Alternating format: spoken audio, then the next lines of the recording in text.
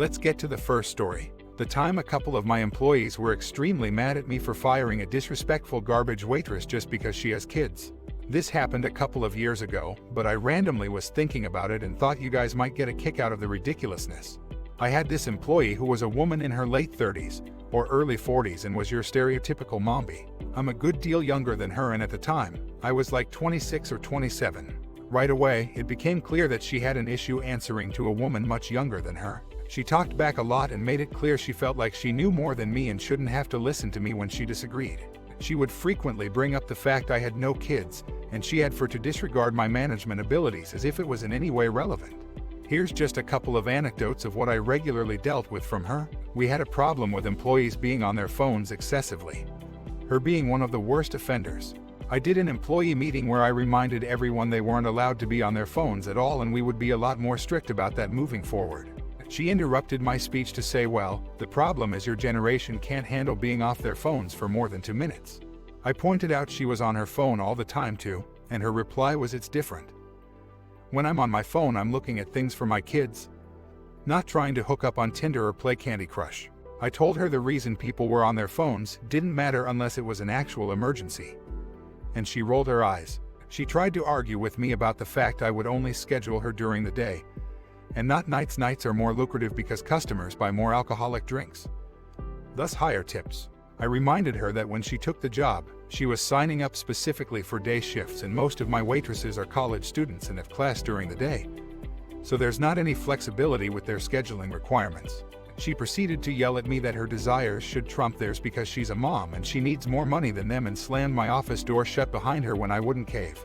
The final straw was that I heard from one of the waitresses, who I am very close to, about how she would talk about how she didn't respect me as a manager and often brought up my lack of desire for kids. She would also apparently say things like, I'm not going to take orders from someone who hasn't even matured past the I don't want kids phase. Between the constant blatant disrespect and the fact she was barely a passable waitress anyway, I decided to fire her. Two waitresses confronted me, telling me it was wrong of me to fire her and begged me to give her job back. They had no defense for her shittiness, only she has for kids. If she has for kids dependent on her, it's on her that she repeatedly treated her boss like total shit. It's not like I fired her over one incident. There were countless instances of horrid behavior and blatant disregard for authority that she openly and shamelessly stated was rooted in ageism and my maternal status. So yeah, it's a shame that her kids had to suffer for their mom's behavior. But that's her responsibility, and I have no regrets for throwing out the trash. And on to the second story, because I didn't want to eat glass-flavored sushi. This is a slightly older story, and while I remember a few pretty specific lines that my friend and I still joke about, most of this is generally paraphrased. Back when I was graduating high school, my mom informed me that my graduation gift was going to be a trip to Disney, and that my best friend, Bella, could come too. So keep in mind Bella was 18 and I turned 18 the next month. We spent most of our time in the Epcot showcase, usually in Japan. We had the pass to skip around from park to park, and opted to eat in Epcot Japan nearly every day. Since we had the meal plan package, we had been given a few snack options to use throughout the week. Honestly, the food we would eat during the meals was so much food that we never really used any of the snacks during the majority of the week. So we hatched a plan that last week to use the remainder of our snack options on sushi and pastries from Epcot France after we got lunch at our usual spot. We popped into the small eatery in Epcot Japan and picked a table near the front. We had started to eat when entitled Dad Ed, okay-ish wife O, and there the kids came in and flocked to the table next to us. The kids don't play a huge part since one was pretty much a toddler in a stroller, and the other couldn't have been older than maybe 5. They sit down and grab a high chair for the toddler. Ed then tried to wrestle with this massive mech of a stroller. I think he was trying to fold it down smaller, and was getting stressed, so he's fiddling and yanking at random sections of it. Well, his annoyance takes over and jerks what I think was the handle of the stroller back. He doesn't quite manage this well and ends up launching his hand back from the momentum. This was enough to punch a hole through the paper lantern light above the table. Now, this may have not been a massive problem had there not been a very clear sound of glass shattering. The poor lantern was hanging lopsided from a thread. The family collectively stared at the lantern for a few moments before they quickly packed up their kids and moved to a table on the other side of the small eatery. Bella and I sat there in disbelief, staring at the light fixture that looked like it would fall over any second. We thought over telling someone, thinking maybe the family would do it. But once they hunkered down to eat, we lost all faith in that. The tables were close enough at this time that if it fell, it would either come down directly on us or, if we were lucky, fall to the other side of the table. Either way, it would be a glass mess that someone would have to clean up. A lady working there walked by us and we briefly stopped her, quietly pointing to the lantern and saying we saw someone accidentally break it. I specifically did not point the family out. She looked stunned, thanked us, shuffled away. Saturday, one of those wet floor signs on the table to have people avoid sitting there. And we saw her start a conversation with someone on the other side of the food service counter. We felt good about that, went back to eating, and everything was great. Only no, not really. This story wouldn't be here if that's how it went, lol. I see Bella make a confused face while looking at something behind me, so I look behind me, only to be looking up at Ed from my seat. Ed, why in the world do you think that was your business? Bella and I just stared at him confused for a moment, neither of us really sure what to say to this complete stranger. This is when he decided to pronounce it out, word by word, like we were stupid. Ed, why in the world do you think that was your business? Me, I heard you the first time. It not like I mentioned you're the one who did it. I thought that maybe this is what he was concerned about, since maybe he thought he may need to pay for it or something. Ed, that's not what I asked you. Why in the world do you think that was your business? Me, looking around confused, I didn't want it to fall on someone. Ed, still not what I asked. How was this your business? I was a bit confused how that didn't answer his question, and we just had a few seconds staring competition before it just dawned on me that he was just crazy. Me, because I didn't want to eat glass-flavored sushi. Ed, you should have just ignored it. It was not your problem. At this point I was over being yelled at by some dude I didn't know with a weird need to act like he's my dad. Me, I know you think you can say whatever you want to us because you're 1,000 years old and think you own everyone younger than you, but man, you broke it and ran away. The only person you should be mad at is yourself, because you can't use your adult words to talk to a server about something you broke, and instead you need to yell at someone less than half your age to feel like you control the situation. Super paraphrased here, but I did hit on these points to some degree. I just don't remember exact words. I could tell he was winding up to yell back when O stepped in, calling him back to the table. He turned around to argue with her, and at this point, we just decided to meet out. No management or police, but yikes, that was a weird moment. All good though. We ate so much sushi and pastries that night we couldn't manage dinner later. And let's move on to the third story. M demands 3 free meals. Cast, M entitled Mom, SM store manager. Me, yup, me. This was many years ago when I was 16 or so working at Chick-fil-A. Our location was an odd one that had no indoor seating. It was a double drive-through with 2 walk-up windows and a patio outside for seating. This day I was working at one of the walk-up windows when M approached. The conversation went something along these lines. EM, I came through here 30 minutes ago and drove all the way home to realize that you all left out half of my order. Me, I'm sorry ma'am. What was missing? EM, it was a sandwich, meal and drink. Me, I am sorry for the mistake ma'am.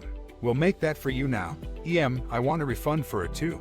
And you can remake the whole order since the first part of it is now cold. Me, do you have your receipt? EM, no, I wasn't given one. At this moment, I realized something was off. It is our policy that we always have to give the receipt to the customer. I wasn't sure what to do, and since I could not process a refund myself, I called my SM over. I explained the situation to him and he takes over the conversation. He asks them what side of the drive-thru she came through and the time to look up her receipt in the system. SM, ma'am, you didn't order 2 meals. You only ordered and paid for the one, which is what you were given. EM, that is not true. I ordered 2 meals. You just made up a fake receipt. SM verified the last 4 digits of her card, so it was most definitely her receipt. SM, I'm sorry, but that is not true. We will be willing to make you a replacement for the first meal, but that's all I can do. EM, it is not my fault that your employees cannot do their jobs correctly. I ordered 2 meals and will get them plus my refund for all my driving and having to leave my son with the babysitter longer. I will not leave this window until that happens. It's worth noting at this point that there is a line forming behind him of people looking very uncomfortable with the situation. SM continues trying to calmly explain that he can't give away practically 3 free meals since she wanted 2 new meals made plus comp for the first. She continues yelling angrily and refuses to move so that we couldn't help other customers until she got her way. My SM finally got tired of it and decided to ignore her while telling me to open the other window and start serving the guests behind M. If looks could kill, I'd be dead today as I called out I can help the next guest here. Now to the final story, entitled Mom Shouts at Skateboarders for Skating Too Loudly at the Skatepark. This happened yesterday when I was out skateboarding with my friends. The skatepark is right next to a leisure center that is closed due to the pandemic. On the other side is a massive playground which by that time was very busy. So me and my friends are just skateboarding, doing what we normally do. But then this woman and her kid who looked around 9 years old walked up to the bench we were sitting on. Here's how it went down. Characters: me, F1, friend 1, F2, friend 2, EM, entitled parent. And K, kid. F1, hello, can we help you? We all sense something is about to go down. EM, yes, as a matter of fact. My son came to me and said that you were purposely making loud noises with your skateboards and intentionally trying to scare him. Me and my friends look at each other. Me, I don't remember trying to intentionally scare him. It's just something we do to slow down. I thought she was referring to power slides, which is where you swing the board sideways to slow down. It does make a noise, but not one that could scare you. EM, my son told me that you were banging your skateboards on the floor in his direction. You're also breaking noise pollution laws, making that loud of a sound at this time of day. Keep in mind, this was around 4:30 p.m., so we had no idea what she was coming from. F1, when we hit the boards on the ground, that's our way of congratulating someone, not a way of scaring someone off. My friend landed a trick, so we congratulated him. F2 had gone to the nearby shop and was just coming back. M saw him, grabbed her kid round the wrist, and stormed over to F2. EM, are you one of the other rambunctious teens who were frightening my child? F2 looks in our direction, confused. That's when F1 stands up and goes over and talks to F2 and M. In the meantime, I go back to skating, until EM calls me over. EM, you, clicks her fingers, come here. I slowly go over. EM, I want you to apologize to K. Me, I don't know why I'd apologize for something I didn't do. This was a mistake. The M started screaming. EM, you purposely scared my little angel, and now you're not apologizing. What the FK is wrong with this generation? Me, F1, and F2 just stare at each other. By this time, the kid has gone off on a scooter and is going around the skate park. I'm a bit more calmly, I'm going to have to call the police on you. Harassment of a minor and breaking noise pollution laws. Me, yeah, I don't believe that. EM, oh watch me, I will. EM walks off with the phone to her ear. She calls the kid over and they sit down about 10 meters away from us. However, we could still just about hear what she was saying. She was actually calling someone, but it wasn't the police. I'm guessing it was her husband. Here's what we heard. EM, hey name. I've just had to tell these teenagers off at the skate park for scaring K. I've threatened to call the police. And I need to make it look like I'm actually calling the police. We couldn't believe our ears. Around 5 minutes later she comes off the phone and calls the kid over. EM, come on K, we need to go. The kid comes over to us. K, sorry about my mom. I just told her that there were a group of skateboarders who were being loud. I did not know she would be like that about it. I and my friends shrug it off and say it's not his fault. M to the kid, stop talking to them and let's go. They leave and we continue skateboarding. They never came back that afternoon and I hope we don't run into them again. That's it for the video, thanks for watching.